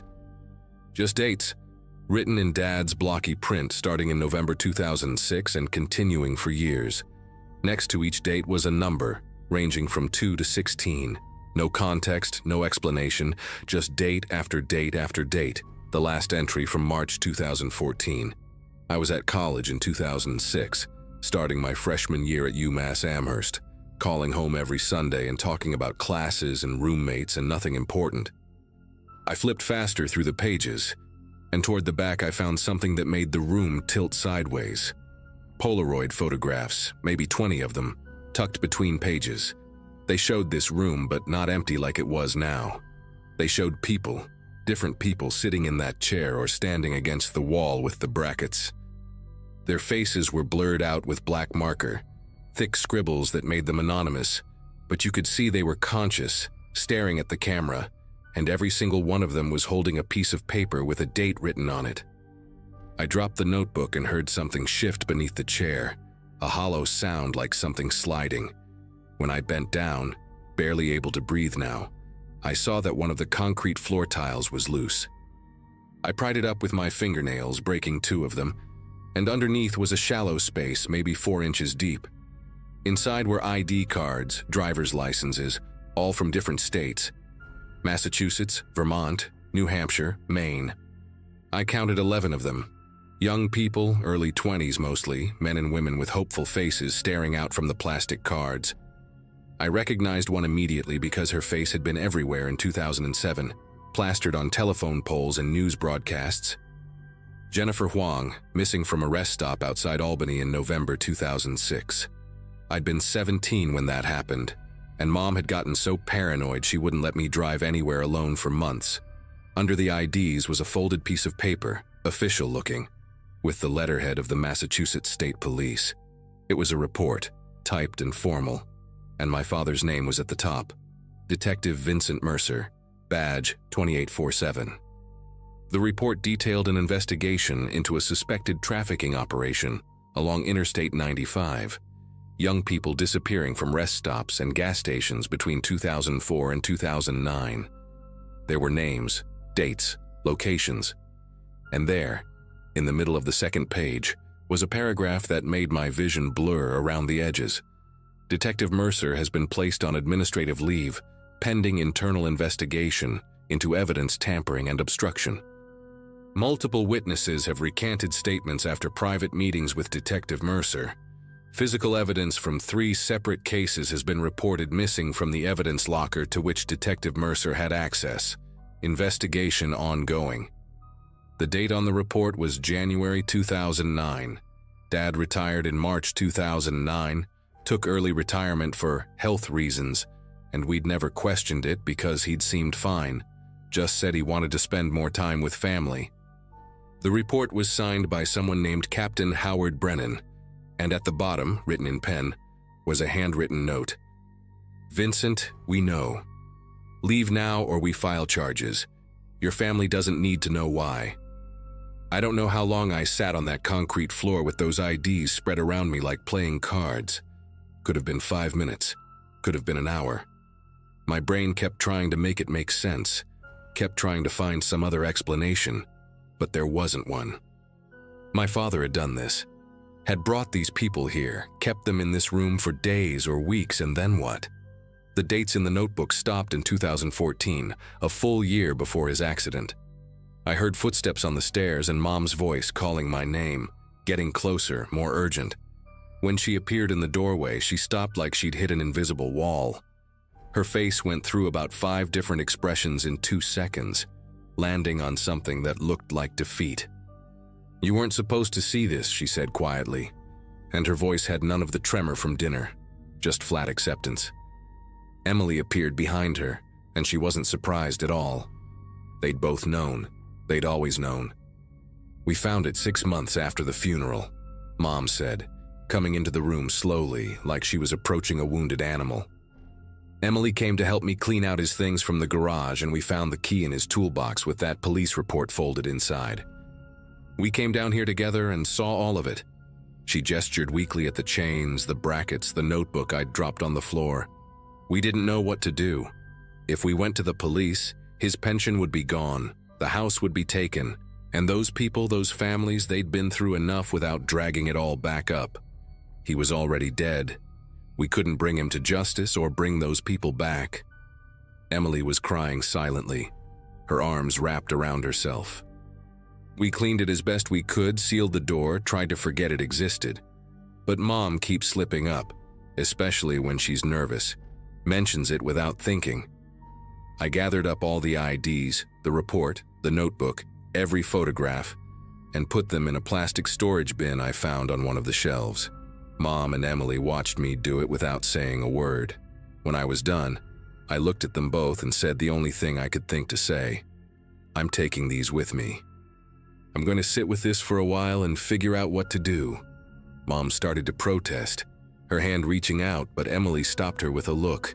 The drive back to my hotel that night was a blur of streetlights and stop signs that I barely registered. I kept the bin in my hotel room, couldn't leave it in the car, couldn't let it out of my sight. For 2 weeks I didn't sleep much, just kept going through everything, researching each name on those IDs, finding their families online, seeing the missing persons pages that some of them still had up after all these years. Jennifer Huang's mother had died in 2012. Her father remarried and moved to California.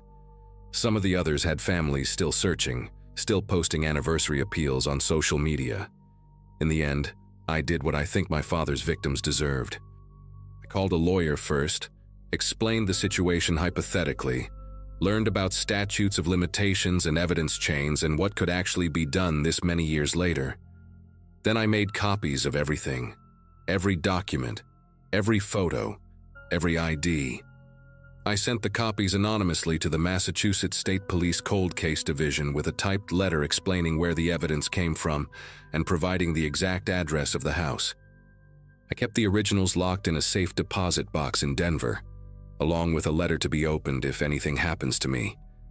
The police showed up at Mom's house 3 weeks later. She called me crying, said they'd found the room, were tearing it apart, bringing in forensics teams. Emily stopped speaking to me entirely. The news coverage lasted about a month before it faded into the background noise of other tragedies. They confirmed identities on 6 of the 11 IDs through DNA evidence found in that room, gave those families some kind of closure even if it came with nightmares. Mom lost the pension, had to sell the house to pay for lawyers, moved into a small apartment in Worcester that I helped pay for even though she barely speaks to me anymore. I haven't been back to Massachusetts since. I don't think I ever will.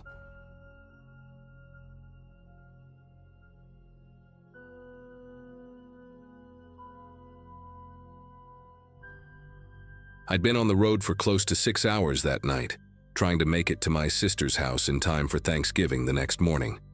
I had a small rental car, the kind that hums a little too loud at high speed, and a thermos of coffee that had gone lukewarm hours ago. The highway was nearly empty, just stretches of blacktop broken by the occasional truck roaring past. Around midnight, I saw the blue glow of a rest stop sign and figured I'd pull in, stretch my legs and maybe splash some water on my face. The cold night air hit me the second I opened the door, sharp and almost metallic, like it carried a hint of something electrical. The place was dead quiet. Just a single pickup near the entrance and a white van parked diagonally across from me with its engine still running. The rest stoplights flickered every few seconds, casting long shadows that seemed to move on their own across the asphalt. I remember thinking it was odd for anyone to leave a van idling that long, especially this late, but maybe the driver was asleep inside. I shrugged it off, locked my car, and started walking toward the restroom building. Halfway there, I noticed the vending machines by the wall were humming unevenly, that low mechanical buzz that almost sounds like breathing if you listen too long. I stretched, rubbed my neck, and checked my phone for signal. Barely one bar. That's when I heard something. It wasn't a full scream or a cry for help, more like the sound someone makes when they're trying not to be heard. It came from behind the tree line just past the rest stop fence. My first thought was that maybe someone's pet had run off, or a couple had pulled over to argue in private. But then she appeared. A woman, barefoot, hair tangled, wearing what looked like pajama pants and a gray hoodie that hung off one shoulder. She stumbled out from between the trees and froze when she saw me. Her voice was barely audible, hoarse and shaking. "Please, don't look at me. Don't draw attention." I just stood there, confused, my mind catching up to her words. Her eyes darted toward the white van, and for a split second I thought I saw movement inside, like a shadow shifting behind the tinted glass. She kept glancing toward the van, whispering for me to stay quiet. I wanted to ask if she was hurt, if someone was following her, but the way she looked, wide-eyed and trembling, made me realize she didn't want to be seen. The sound of the van's engine droned across the lot, steady and low. There was no one in the driver's seat. I took a step back toward my car, trying to process what I was looking at, when she suddenly crouched down behind one of the trash bins near the curb. "They'll see us," she said, barely moving her lips. That word, "they," froze in my head like a splinter.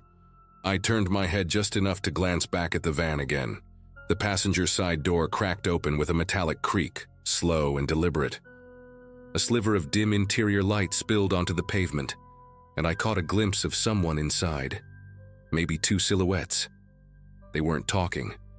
They weren't even moving much, just sitting there, facing my direction. My pulse kicked hard in my throat. I started walking, careful not to run, trying to act like nothing was wrong.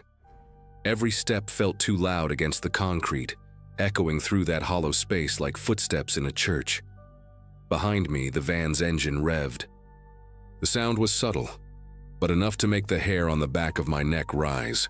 I didn't dare look back until I was halfway to my car. The woman was still crouched, her hand over her mouth now. I unlocked my door, got in, and for a second just sat there, hand hovering over the ignition.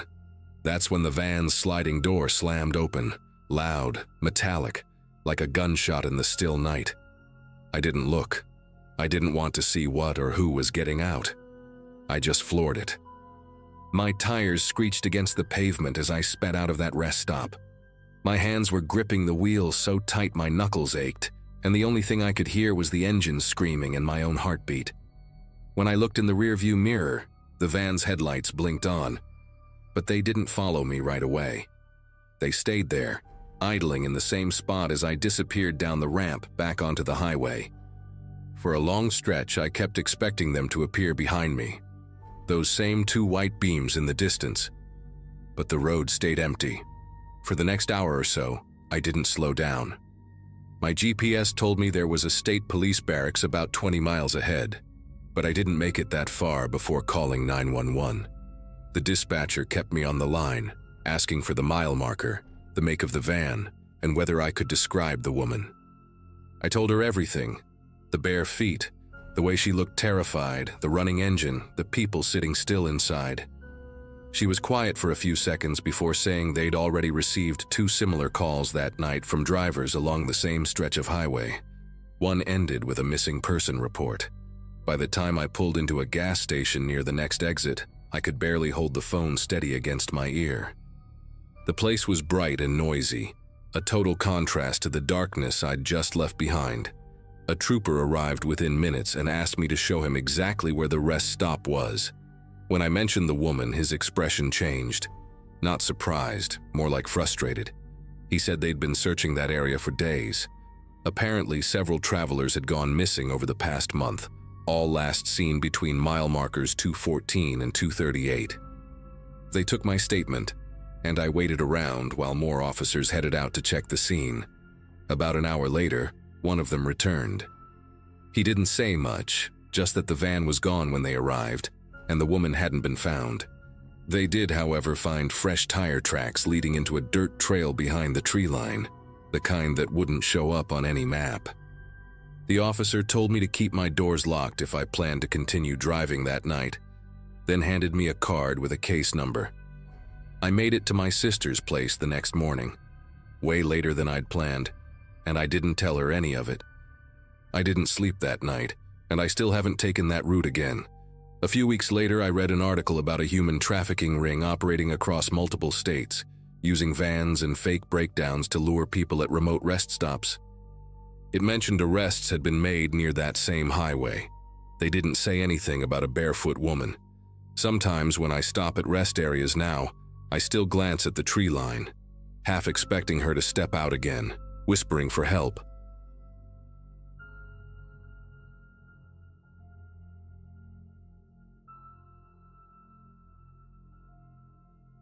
Thanksgiving week always made me restless.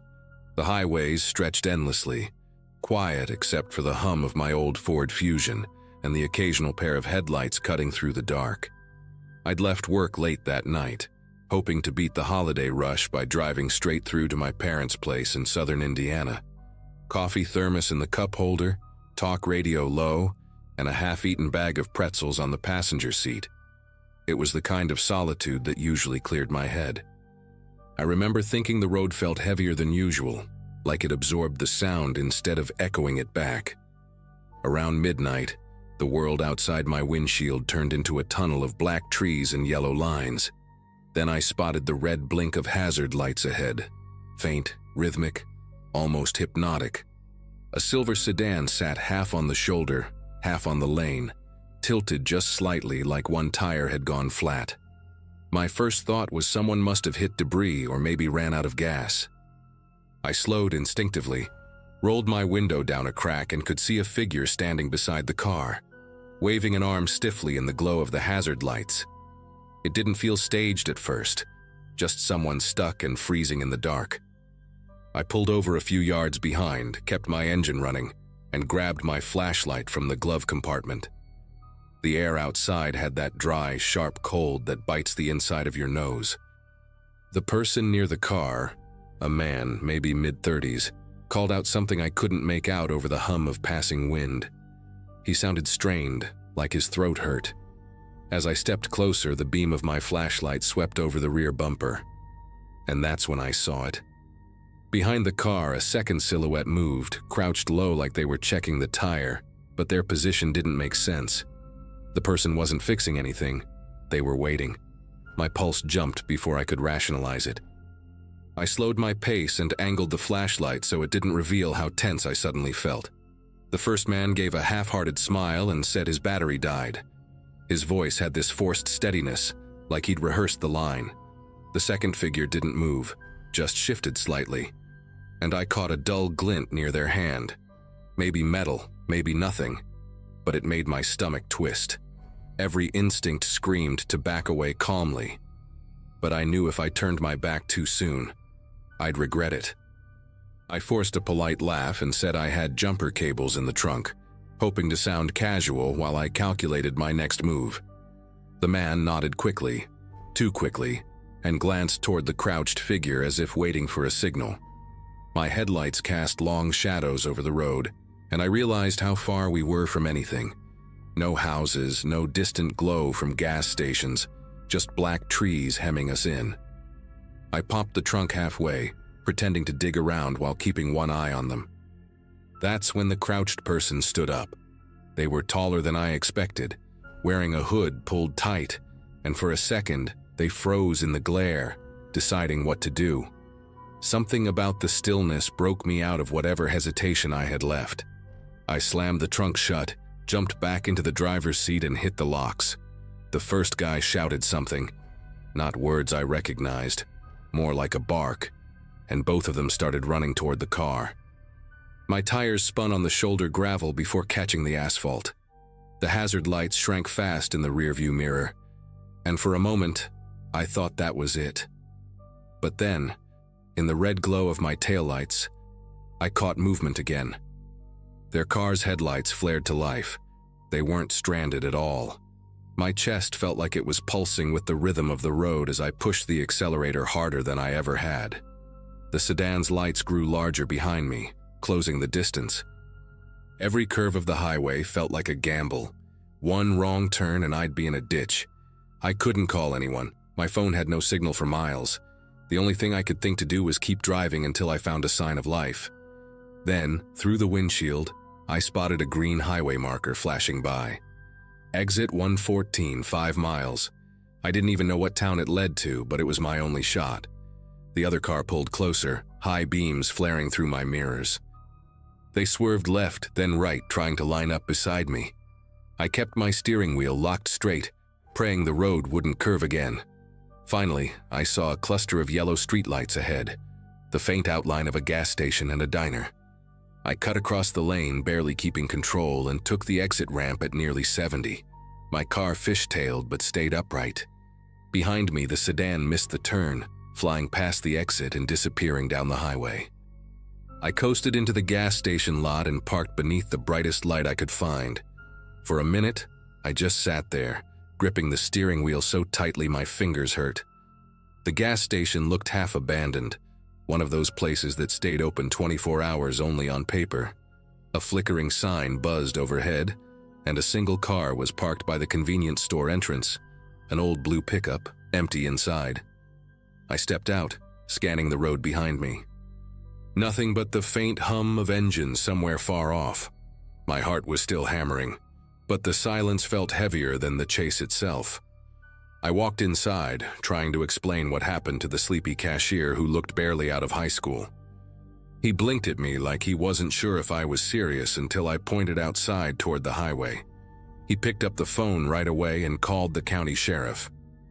While we waited, I caught my reflection in the glass cooler door. I looked pale, older somehow, like the night had taken something from me. When the deputy arrived, I told him everything, every detail I could remember. The fake breakdown, the crouched figure, the moment their headlights came on. He nodded slowly, jotting things down on a small notepad, then told me something that made my stomach knot all over again. Apparently, there had been 3 similar reports that week. People pulled over to help stranded drivers along that same stretch of highway, and at least one car had been stolen. The deputy offered to follow me to the next town so I could rest at a motel. I agreed without thinking twice. The drive there felt longer than it should have. Every pair of headlights I saw in the rearview mirror made my pulse spike again. Even inside the motel room, I couldn't sleep. I kept the blinds half open, the TV volume low and the keys right by my hand.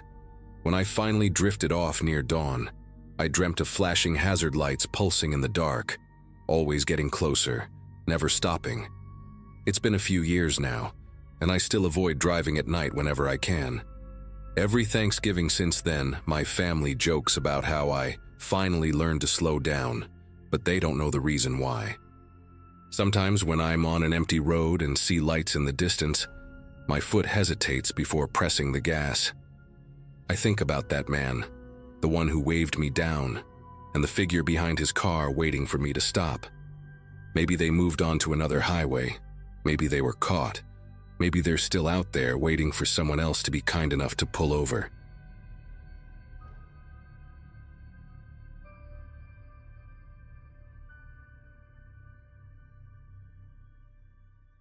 I work as a mechanic in a small town about an hour outside Louisville, and that Thanksgiving was supposed to be one of the few calm days I'd get all year. My sister Lily had come down with her husband and their 2 boys, and my mom insisted we have dinner at my house since I'd just remodeled the kitchen.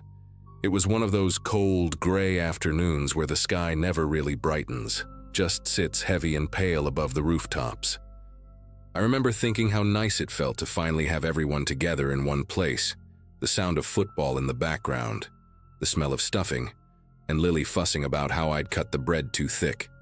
Around 5, I started carving the turkey. It had been in the oven since noon, golden and perfect. The kitchen light flickered once, just a quick blink, but it was enough to make my mom joke about ghosts in the new wiring. I laughed it off and kept slicing.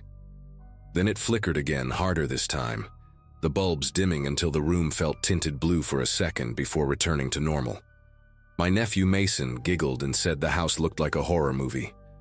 I didn't think much of it, but I remember glancing toward the window and noticing how still everything outside was, like the wind had stopped all at once. A minute later, the smell changed. At first it was subtle, just a hint of something acrid cutting through the usual warmth of roasted meat and butter. Then the smoke alarm chirped once and went silent again, even though the air was visibly hazing up. I turned to check the oven, and that's when I saw the smoke seeping out from the edges of the door, thick and gray like it had a mind of its own. Lily shouted, "Hey, something's burning." I figured some grease had splashed over the pan, nothing serious, so I grabbed the mitts and pulled the handle. The second the oven door opened, a column of fire burst out like a living thing. It wasn't a normal flare-up. This was violent, explosive, the kind that roars with a sound you can feel in your chest. I stumbled backward, the mitts already smoking. My mom screamed for everyone to get out, and Mason started crying. I tried to reach the knob on the front door, but it wouldn't budge. Not even a click. I yanked it again, harder, but it was jammed tight like someone had glued it shut. Behind me, the fire spread along the wall, and I realized this wasn't just grease. Something had been waiting to ignite. I ran to the sink, filled a pot with water, and threw it at the base of the flames. It hissed but did almost nothing. The fire just climbed higher, feeding off something invisible. The air had a chemical tang now, sharp enough to sting my eyes and throat. Lily was trying to break a window with a chair, but the glass only cracked, refusing to give. My mom was on the phone with 911, shouting our address, but even her voice sounded small under the roar. The kitchen ceiling had started to blacken, flakes of soot floating down like burnt snow. I kept thinking, this can't be happening, not here, not in my house. Then I noticed the smell coming from behind the stove. It was different, almost sweet, like gasoline mixed with plastic. I leaned closer through the heat shimmer and saw the faint outline of something wet pooled along the baseboard. Someone had poured accelerant there, and it had soaked into the wood. My first thought was pure disbelief. Nobody but me had been home all morning. I remember locking the door after taking the trash out. The idea that someone had been inside while I was working in the garage made my chest tighten, in a way no smoke ever could. Lily finally smashed a side window using the fire poker. She cut her hand in the process, but we started passing people through. First the kids, then my mom. The air outside was freezing and looked gray from the smoke pouring out. I was the last one still in the kitchen, trying to grab the fire extinguisher from under the counter. When I pulled the pin and sprayed, the foam sputtered halfway, then died completely. The gauge was in the red. It was like everything that could fail that night had decided to do it at once. I dropped it, realizing I had about 30 seconds before the cabinets went up too. I ducked through the broken window and hit the cold ground hard. Behind me, the curtains caught, and the living room turned orange. My neighbors started running across the street with blankets and buckets, but the flames were already eating through the roof. I remember standing there, barefoot in the frost, watching years of my life turn into a single column of smoke. The fire truck sirens echoed somewhere far away, but it felt like the whole world had slowed down, stretching each sound into something distorted and unreal. By the time the firefighters arrived, half the house was gone. They kept shouting at me to move back, but I couldn't make my legs work. I just stood there staring at the spot behind the stove, where I knew that slick puddle had been. One of the officers later told me the accelerant had soaked deep enough to act like a hidden fuse. Whoever did it must have poured it hours before and waited for the right moment. The oven heat must have triggered it. I couldn't wrap my head around it. Who would do something like that, and why me? The next morning, I walked through what was left after the fire crews cleared the site. The air smelled like wet ash and melted metal.